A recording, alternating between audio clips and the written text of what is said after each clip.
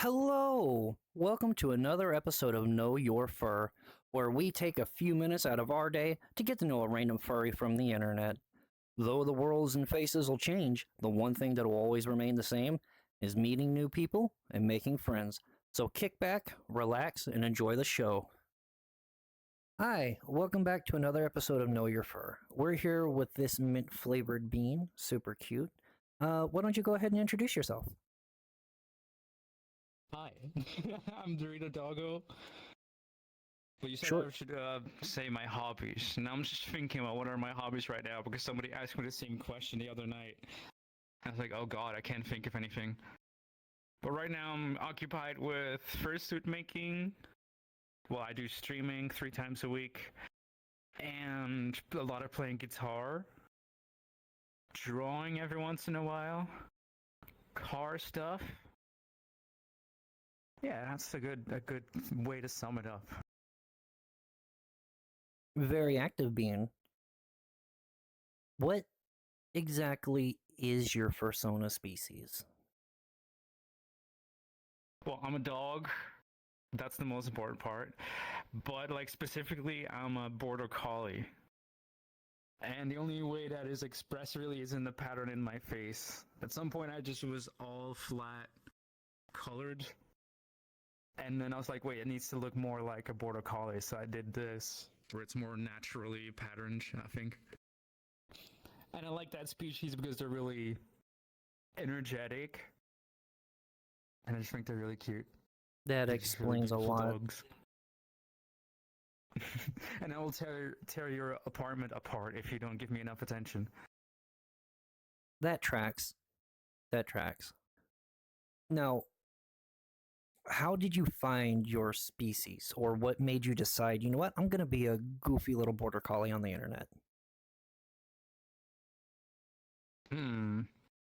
That is a good question.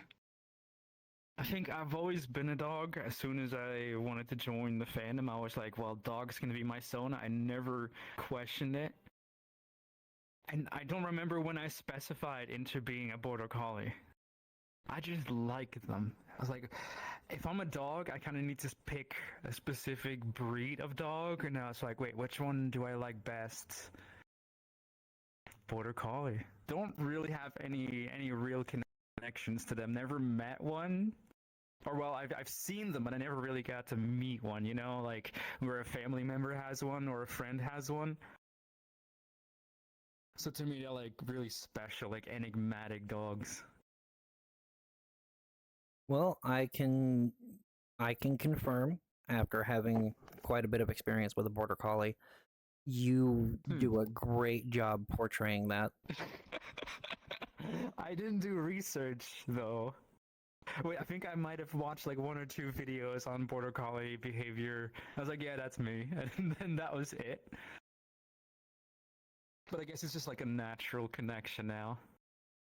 But I've been also thinking about being a more cat-like because I love cats as well. So that is also part of my personality and something that I'm exploring with sonas. So maybe you'll see a Dorito cat at some point. I think that would be adorable. Uh, if you do look for models, I have two suggestions. One is the Kiggy, and I can't remember the other one. I need to contact a friend to find out the name of it, but it's I adorable. think I know that one. But that leads me into my next question. How did you find the furry fandom? Was it back in the day with Fur Affinity, Tumblr, beginnings of YouTube, or was it more recent? Like, how did you find it? What was your, oh, cool? The lore is actually really interesting, and it's just one big story. And it all started in 2012. One day before school, I just saw a lot My Little Pony on the TV. I was like, oh shit, they rebooted the show. And I loved it, kept watching it, and eventually I became a brony and I got hooked on the My Little Pony fandom. And before I got into any of that, I'd always been drawing stuff. I'd always been very artistic. And I'd love to draw cars. And then it's like, well, I always love drawing what I love at the moment. So I was like, I'm gonna draw ponies now. And because the fandom was so exciting and new at the time, I really got sucked into drawing ponies, and that became my thing. Started going to conventions and started selling my art, started making comics, and started vending at these conventions, and that was my whole thing until a couple years ago when I started streaming. And actually, the reason how I ended up getting into the furry fandom is because I saw some furry conventions and I was already like furry adjacent. And I decided to go to a furry convention to sell more art there. And instead of selling art there, I actually got caught up in just how fun the fandom is. I think I went there with one friend and it felt like I came out with 200 new friends, and it was such an amazing experience. That very first furry convention that I just said, "Whoa, I think I'm gonna stay here." Not even for any art stuff, but just for the friends and the community. And here we are. Well, I'm glad you're here. That is a very Yeah. pretty story. See, I found Friendship is Magic in 2015, and it started with that stupid documentary on Netflix. Oh, right. Yeah. And You're later into the game. Damn. I started with that, and then they had the TV show, and I was putting off watching it because at that time it's like, oh, bronies, blah. And I started watching Equestria Girls. Not better. So I watched all of that was available, and then I'm like, okay, now I'm curious. And I watched the first few episodes Yeah. of Friendship is Magic, and then next thing I know, the sun is coming up, and I'm halfway through season 2. I'm like, oh no, what have I done? Oh no, I just ruined my life. And I had a pony Sona myself. His name Yeah. was Steam Ironheart, and he was a grounded Pegasus who was fascinated with making things in the steampunk style with gears and such. Plus, the MLP universe. So he was missing 2 legs that were replaced by steampunk legs. And that's why he was grounded, because he couldn't fly because of the weight. But I digress. This isn't this isn't about me. I apologize. Our story is very, very similar, though. Oh, 'Cause I really? started out with a pony Sona as well. And that Sona eventually just turned into my current fur Sona. Oh, well, see, I was So a I went from a furry horse, I was a beforehand. Pegasus too. Ah. I'll Um, draw them out at some point, like the whole progression of it. oh, that would be lovely. Actually, I've been Yeah. debating on finding an artist to do a ref sheet for my pony Sona. So that's something that I've been considering. But yeah, no, I was a furry beforehand, and then I found the ponies, and then I'm like, oh no, what have I done? But the next question was, what made you join the fandom? But you covered that with the friends. That was really nice. That was a beautiful story. Here's the real question, though: is your avatar model, is that indicative of your Sona? Yes, it's just the same thing. It's not an avatar and Sona separate. It's the same thing. It's just me. Do you have any artwork of your Sona? Yeah, yeah. Um, would you mind if I put some of that up on the screen for the audience to see? Yeah, I can send you some of it. Okay, awesome. I will send you some of it, yeah. Awesome. Thank you so much. I really appreciate it. So you said that you have been getting into fursuit making or making fursuits. Do you Yeah. have a fursuit? Yes. Oh, But it's getting Ooh. old now. well, I mean, that's understandable. Would you mind if I got a few pictures of that to show the audience as well? Oh yeah, as well. Yeah. That's also an interesting Awesome. story on the fursuit. Oh, So I made it myself a couple years ago. I think it's a long time ago by now. As I said, the suit's getting old. So back then, I was really all about going to conventions and vending there to sell my art.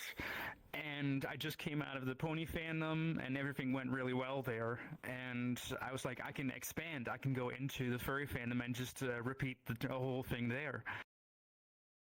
And I was getting like overzealous with it a little bit, and I went to a convention pretty far away in Madrid, and I took an airplane. I loaded up my suitcase with art. I made new art. I put my back into it.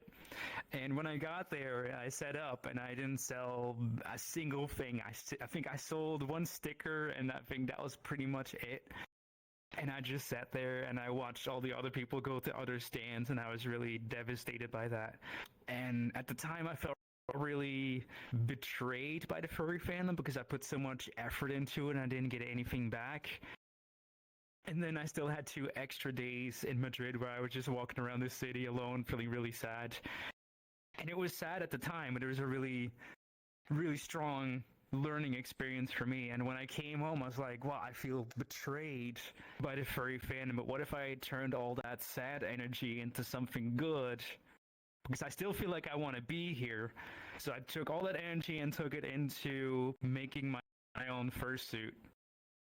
And that's what became the suit that I still have.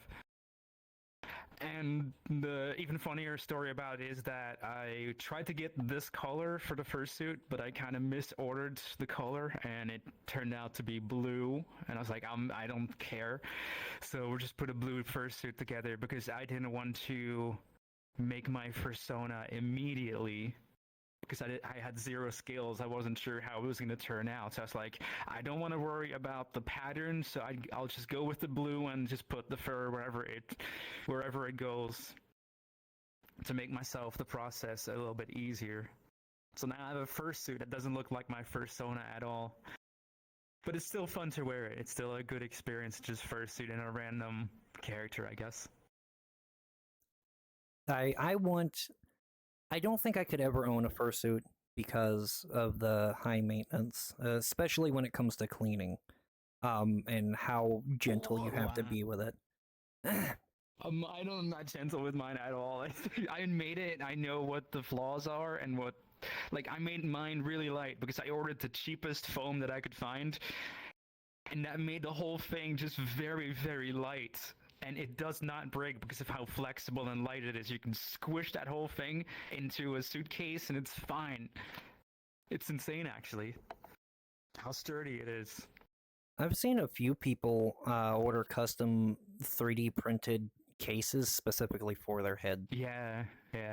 It's wild. Yeah, the better ones are, I guess, more fragile. But you said that you're a Twitch streamer.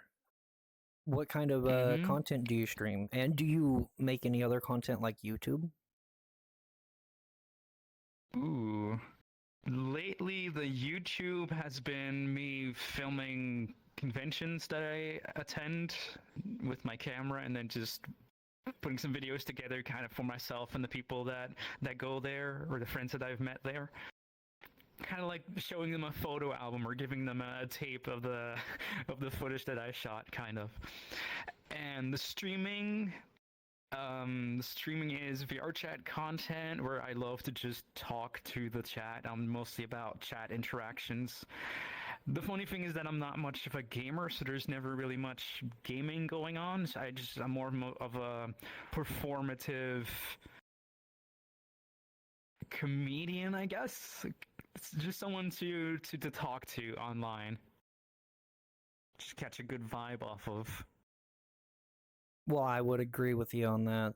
You are one of the few people that I found um, organically just scrolling through Twitch. Hmm. And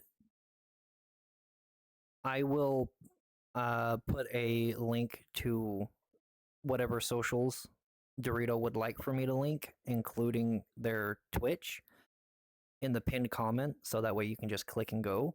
But give Dorito a watch. Super cute, super lovely, hyperactive being, and very, very interactive with chat.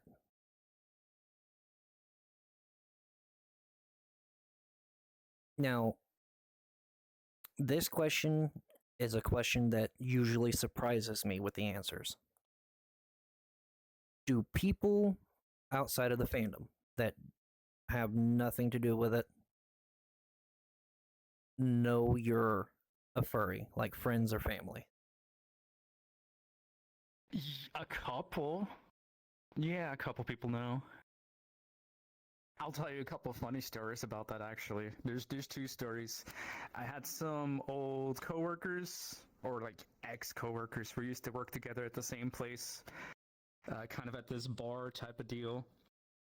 And we used to play Among Us together at some point. So we added each other on Discord. We had this tiny little group of people from that job that were playing Among Us together. And of course, since they got my Discord, it will be linking to my Twitch page, and they got curious and clicked on it, and they got to see it. And it didn't say anything, but they subscribed to me and they followed me, and I was kind of really embarrassed. They've never mentioned it, but they know what I do. But they've also seen me in real life at Halloween, because at Halloween I like to just dress up femboy and don't care about it. So they've seen, they kind of know, but they never mention it, and that's just really funny to me. And then the second story was that I went to TwitchCon a couple years ago, and I was working another job, and I ran into one of my coworkers there while wearing a skirt. Oh no. And they had no idea, because this was the most bro job. It was a job at a garage with cars and stuff. So there was no room to be gay there at all. So they ran into me and they're just like, "Oh, okay." And I immediately just like, "Oh God," and I just ran off. And I literally just had to go tell somebody, had to go tell one of my friends, like, "Oh my God, I just ran into this person." And then I was like, wait, I need to go back and actually tell them, or else it's going to be really awkward on Monday. So I went back and told them, and they were like, it's okay, it's okay. I've seen worse. I don't like furries, but I respect it, okay?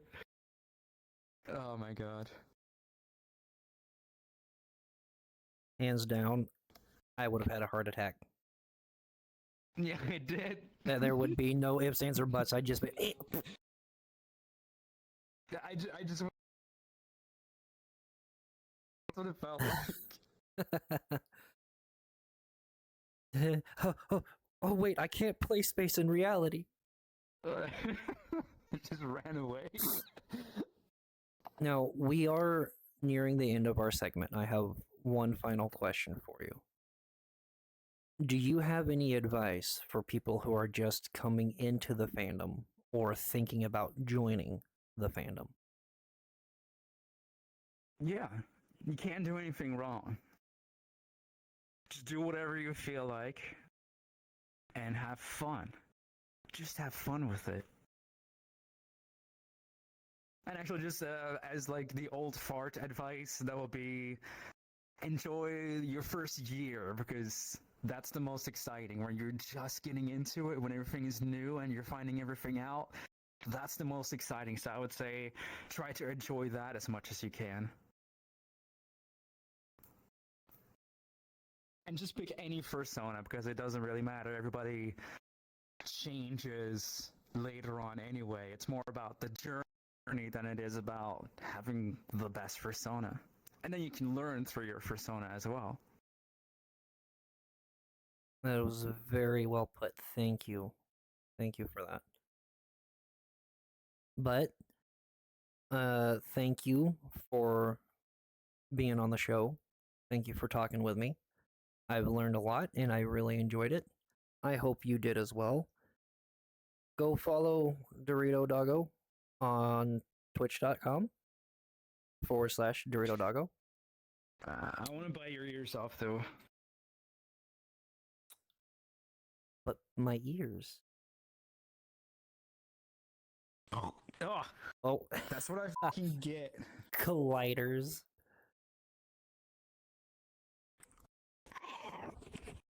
See, dog energy. But thank you all for watching. I'll catch you all next week. And until then, I hope you have a lovely day. Remember to stay hydrated, medicated, and well fed. Get your rest. I know you haven't slept the proper amount of time. Get your rest. Bye.